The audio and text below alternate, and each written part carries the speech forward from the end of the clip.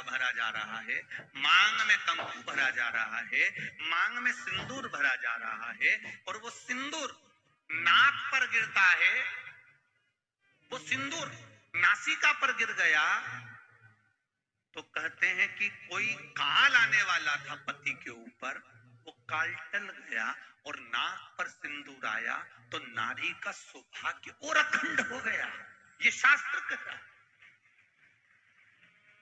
और सिंदूर भरते समय वही सिंदूर अगर भूमि पर गिर गया तो अब देखिए जरा, देवी भागवत को उठाकर पढ़िएगा, वो सिंदूर जो मांग में भरा जा रहा है और नाक पर गिर गया तो शुभ होगा, पति की उम्र बढ़ाएगा, घर में बच्चों का विवाह होने वाला होगा, कोई अच्छी सूचना आने वाली होगी। मांग में भरने वाला सिंदूर नाक पर आकर गिरता है तो कोई सूचना अच्छी मिलने वाली होती है, कोई बंधन कटने वाला होता है, कुछ अच्छा हमारे परिवार में होने वाला होता है, पति की उम्र बढ़ने वाली होती है, कोई रोग आने वाला था वो कट रहा होता है। और वही सिंदूर अगर भूमि पर मांग में भरते समय गिर जाता है तो समझ लो कि कुछ ना कुछ ऐसा काम होने वाला है कि मेरी आंख में आंसू आएंगे, वो निश्चित है,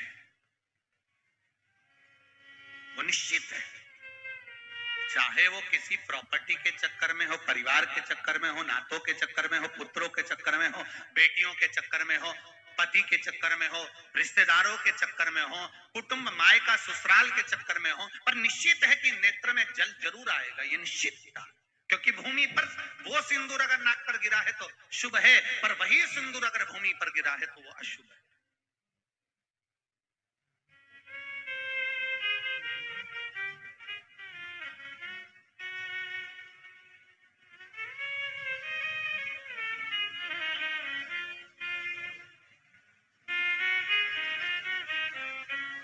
बहुत ध्यान देना जरा, प्रसाद शिव महापुराण की कथा चल रही है।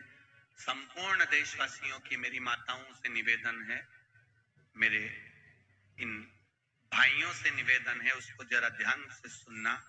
आप सालासर बालाजी गए, आप मेहंदीपुर बालाजी गए,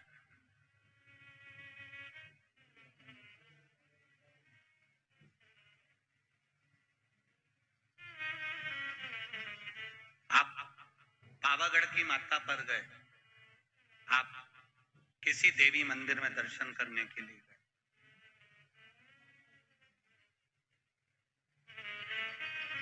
वहां से उन्होंने हनुमान जी के मंदिर का सिंदूर लिया और तुम्हारे माथे पर लगा। समझना जरा कथा को बहुत अच्छे से, उन्होंने हनुमान जी का सिंदूर लिया, तुम्हारे मस्तक पर लगा दिया।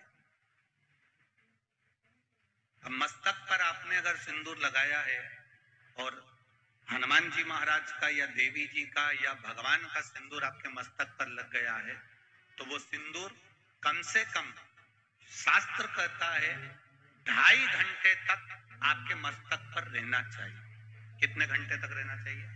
जम के बोलो जरा। 2.5 घंटे तक रहना चाहिए। कारण क्या है?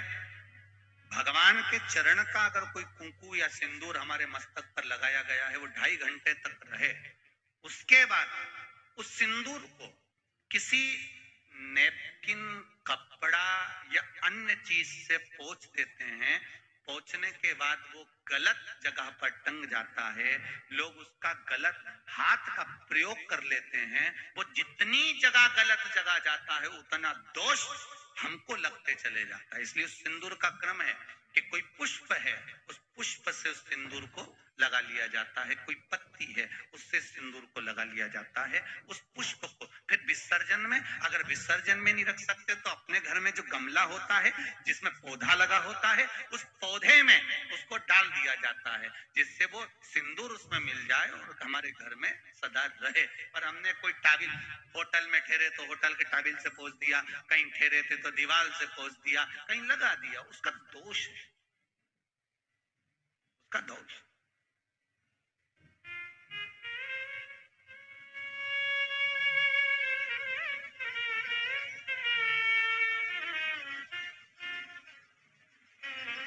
कितना सुंदर बात कहा गया है।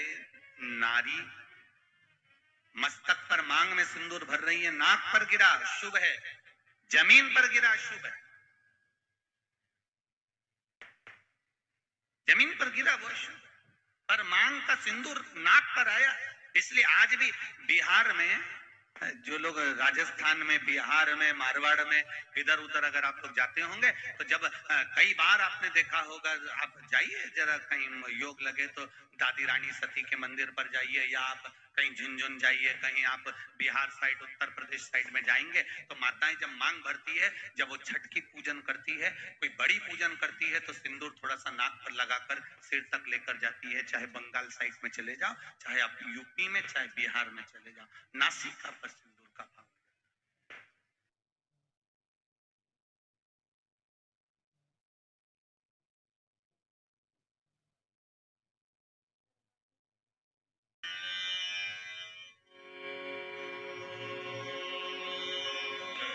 शिव